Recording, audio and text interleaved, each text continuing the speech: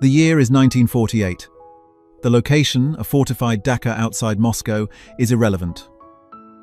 It is one of a dozen identical, sterile compounds used by the highest echelons of the Soviet state. The room is thick with tobacco smoke, the air heavy with the unshakable paranoia that has become the lifeblood of Stalin's government. Inside, the highest officers of the MGB, the Ministry of State Security, are gathered. They are reviewing transcripts from the previous day's Politburo meeting. This is a standard, terrifying procedure. What was said is measured against what was meant. But today, the terror is different. One of the men, pale and trembling, reads from a different document. It is a diplomatic communiqué, an American protest note delivered to the Foreign Ministry just 3 hours ago. The American note is bland in its language, but its content is a thunderclap. It directly counters a secret proposal discussed in this exact dacha, a proposal so sensitive it had not yet been committed to paper. It was a contingency plan for the Berlin blockade, known only to the 9 men in that room. The American note preemptively dismissed it, using language that mirrored the exact private concerns raised by Minister Molotov. The blood drains from the room. This is not the first time. For months, it has been a phantom, a whisper. A trade negotiation where the Americans knew the Soviet bottom line before they even sat down. A military exercise in the Urals met with a sudden, coincidental mobilization of NATO forces in Norway. But this is different. This is a leak from the inner sanctum. The MGB's immediate reaction is not confusion. It is pure, cold-blooded fury. There is a traitor. There must be. The dacha is sealed. The 9 men are separated. The staff guards, secretaries, cooks are taken for interrogation. The search begins. They are the most ruthless security force on earth in their own fortress. They know how to find surveillance. They are the masters of it. Their technicians swarm the room, sweeping for the telltale signs of their own craft.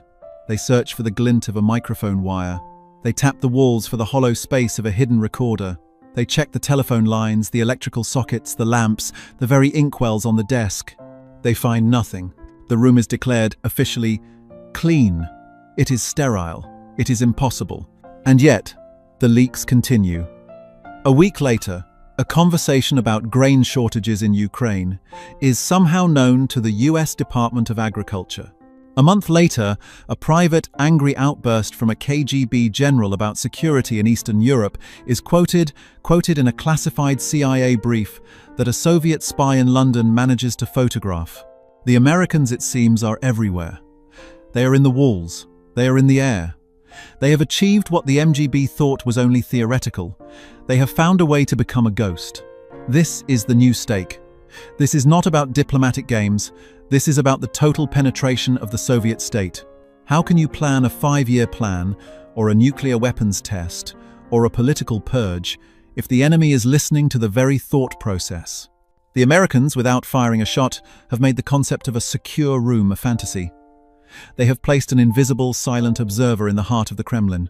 The MGB is now faced with an impossible task: to hunt a spy that has no body, to find a wire that has no wire. They are hunting a phantom, and it is driving them mad. If you want to understand the hidden technologies and secret battles of the Cold War, subscribe to Cold War Impact. The failure at the dacha was only the beginning. The problem was metastasizing. The Americans didn't just know about contingency plans, they knew everything. The MGB's first chief directorate, responsible for foreign intelligence, was in a state of controlled panic. The problem was worst, they realized, in their own embassies. But the crown jewel of American espionage, the epicenter of the phantom leaks, was Spaso House, the ornate grand residence of the US ambassador in Moscow. This was a fortress within a fortress. The MGB owned the building.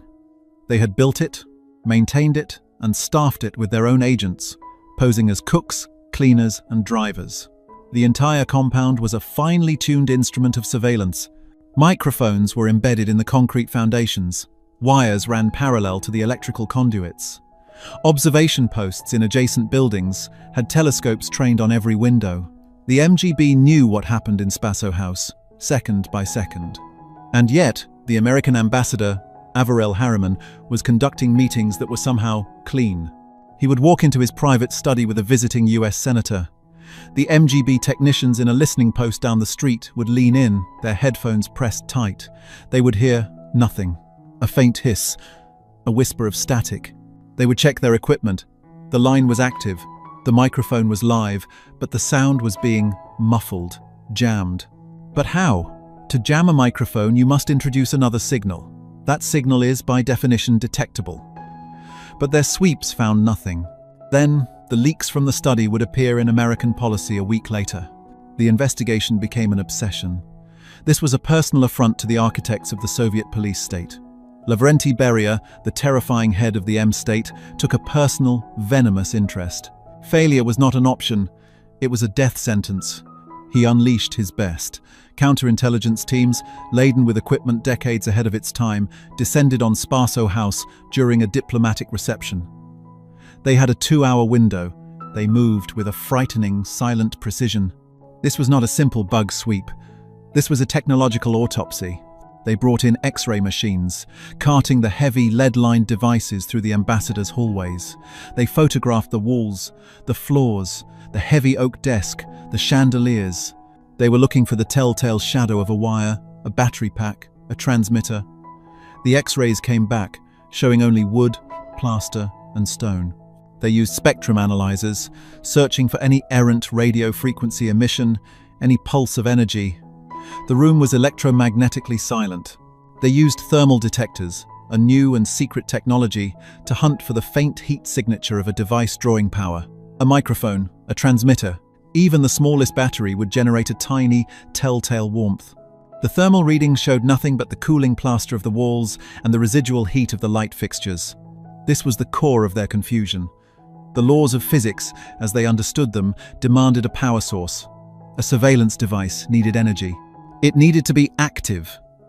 Every single piece of equipment they knew, from the Germans, the British, or their own labs, required either a wire to the mains or a battery. A wire could be found. A battery would die. But this thing, it had no wire. And it never, ever died. The MGB technicians, the most skilled in the world, were forced to report the impossible. The room was clean. It was, without a scientific doubt, the most secure, sterile room in all of Moscow, and it was leaking like a sieve. The legend of the Phantom grew. The MGB was now hunting a ghost, a poltergeist that defied physics. The paranoia this induced cannot be overstated. It was a disease. The wrong conclusions flew thick and fast. First, the MGB turned on itself. The failure of technology must mean the triumph of human espionage. There was no device. There was instead a network of American super agents. They must have compromised the highest levels. The technical team's failure was twisted into a report on their own potential treason. Purges began.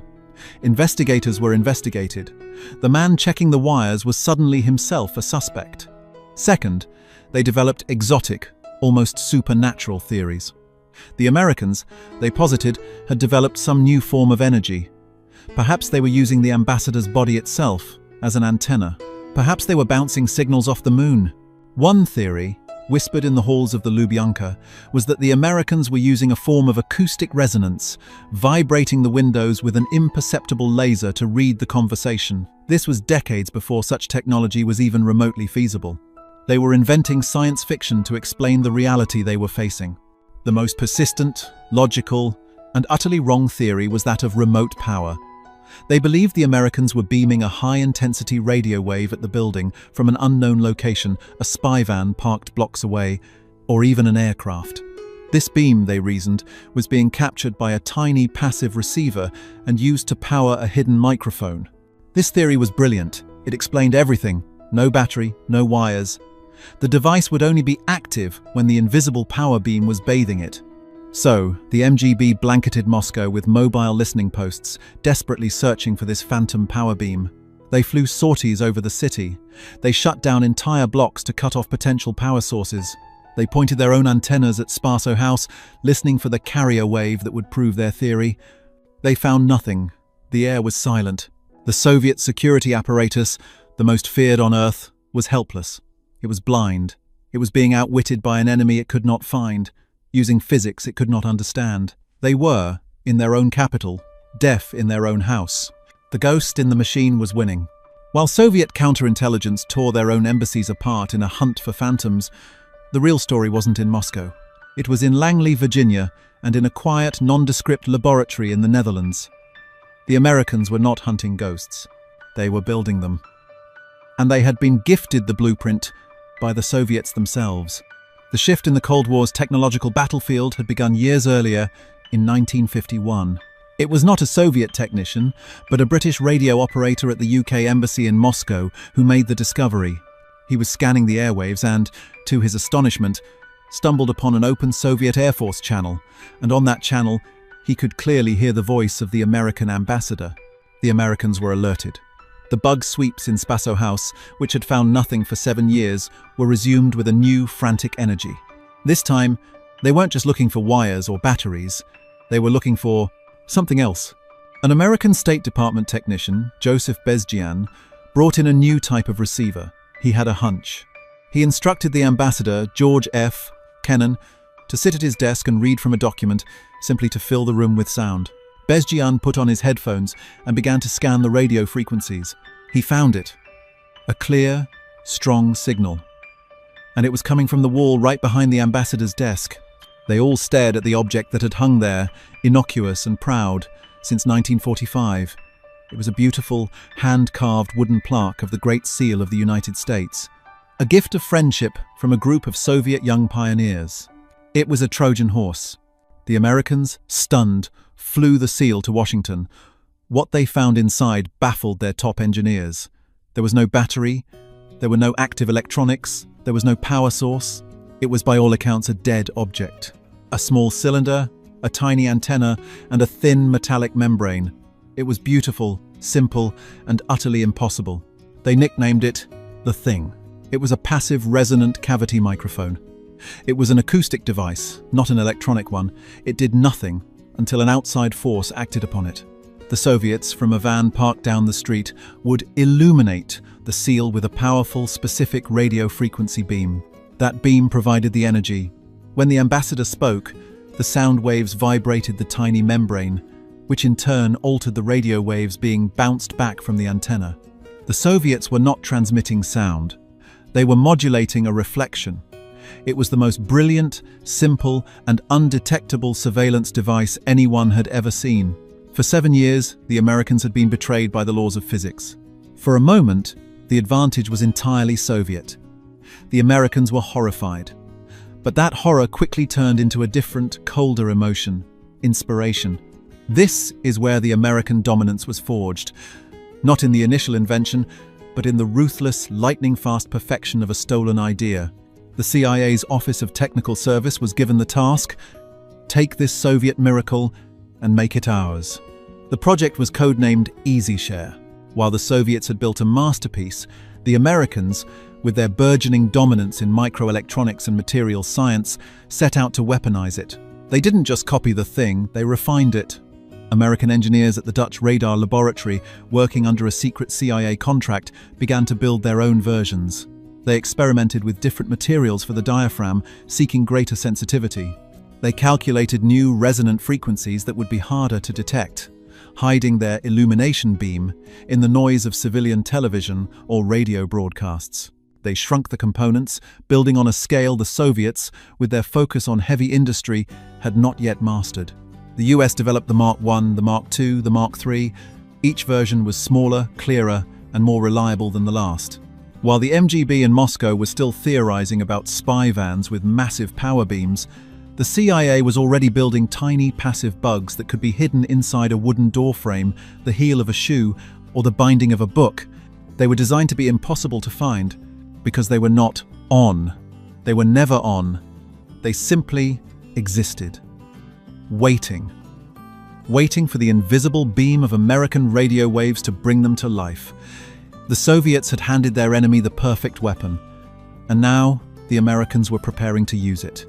The ghosts the Soviets were hunting in their own embassies were real. They were American-made, and they were about to be unleashed. The confrontation, when it finally came, was not in a smoky Moscow dacha or a secret CIA lab. It was in the full glare of the world, a stage of pure, high-stakes diplomatic theater. The date was May 1960. The Soviets were winning. They had just achieved the impossible, shooting down an American U-2 spy plane deep inside their territory. They had the pilot, Francis Gary Powers. They had the wreckage. They had proof of American espionage that was undeniable. Nikita Khrushchev, the bombastic Soviet premier, was ecstatic. He had called an emergency session of the United Nations Security Council. His goal was not just to protest, it was to humiliate, to expose the Americans as liars and aggressors, to drive a wedge between the United States and its allies. The Soviet ambassador, Valerian Zorin, was the ringmaster of this triumph. He laid out the evidence. He presented the photographs. He demanded the world condemn the United States. The American ambassador, Henry Cabot Lodge Jr., was cornered. The world's media was watching. He had been caught in a blatant lie. The US had initially claimed the U-2 was a weather plane that had strayed off course. Now, faced with the captured pilot, Lodge had no choice but to admit the truth. The room was electric. The Soviet delegation was smirking. And then, Lodge pivoted. He acknowledged the U-2 flight. He defended it as a necessary, if unpleasant, act of self-defense against a secretive, closed society. And then he turned the tables with a devastating piece of showmanship. He addressed Zorin. "I want to show you," Lodge said, his voice ringing with indignation. "An example of Soviet espionage." He signaled to his aides. They brought forward a large wooden object. It was the Great Seal of the United States. Back in Moscow, in the Lubyanka, the MGB, now the KGB, officials monitoring the broadcast would have frozen. A cold, impossible dread would have settled over them. It could not be. Lodge held the seal up for the cameras. He told the story. He spoke of the gift of friendship from the young pioneers in 1945. He described how it hung in the private study of 4 separate American ambassadors. How, for 7 years, it had beamed every secret, every private conversation, every negotiation strategy, directly to Soviet intelligence. He told them how the British had accidentally discovered it. And then came the shock. The moment of absolute, complete humiliation. Lodge was not just holding the seal. He had a small pointer. He gestured to the beak of the eagle. "In this," he said, "is a small device." With a dramatic flourish, he opened the wooden carving. He reached inside and pulled out the tiny, silver-colored cylinder. He held up the small antenna. He showed the world the thin, metallic diaphragm. He had exposed the thing. The Soviet delegation was in chaos. Zorin was spluttering, unprepared, denying everything. But the visual was too powerful. The Americans weren't just admitting to espionage, they were exposing the Soviets' own. And they were exposing a technology so secret, so brilliant, that the KGB believed it was still their private miracle. The shock in Moscow was not just that the Americans had found it. The shock was that they had kept it secret for 8 years. They had let the Soviets think their perfect weapon was still working, all while they quietly studied it, reverse-engineered it, and perfected it. The U-2 incident was a Soviet victory. The revelation of the thing was a strategic catastrophe. The KGB's futile response was immediate and absolute. The ghost they had been hunting was not only real, it was their own creation, turned against them. They now had to assume that the Americans, with their superior electronics industry, had not just copied the thing, but had made it smaller, better, and more widespread. They were right. A frantic top-secret directive, codenamed RENT, was issued to all Soviet embassies and high-level offices around the world. The core message: the walls have ears. Literally, the KGB ordered its own people to never again trust a secure room. Diplomats were ordered to hold all sensitive conversations outside, while walking, in parks, in the lobbies of theaters, anywhere the ambient noise would, they hoped, mask their voices from passive microphones. They began building clean rooms inside their own embassies, hermetically sealed pods, floating on rubber insulators, shielded from all radio waves. But even then, they couldn't be sure. They were forced to conduct their own sweeps, looking for the very technology they had invented. They were looking for American-made ghosts, born from a Soviet design. It was the perfect, symmetrical checkmate. The Soviets had played their ace, only to have the Americans return it, 9 years later, from a position of total dominance. The verdict on the thing is not found in a single battle, but in a silent, agonizing stretch of time. The killer statistic is this: 7 years. For 7 solid years, from 1945 to 1952, the Soviet Union's most brilliant surveillance weapon was aimed directly at its primary adversary, and it worked flawlessly. The Americans were completely, utterly blind. But the true measure of dominance is what happened next. For the next 8 years, from 1952 until the public humiliation at the UN in 1960, the Americans knew. They held the secret. They didn't just patch the leak, they studied the weapon. They learned its physics, its strengths, its weaknesses. They let the Soviets believe they were still masters of the game, while the CIA was quietly building a superior arsenal based on their own design. This is the macro theme that defined the Cold War. The Soviet Union, a closed system built on paranoia and brute force, was capable of moments of staggering genius. The Thing was a stroke of brilliance, a conceptual leap that was decades ahead of its time. But the American system, open and driven by a relentless capitalist-fueled engine of innovation, did something else.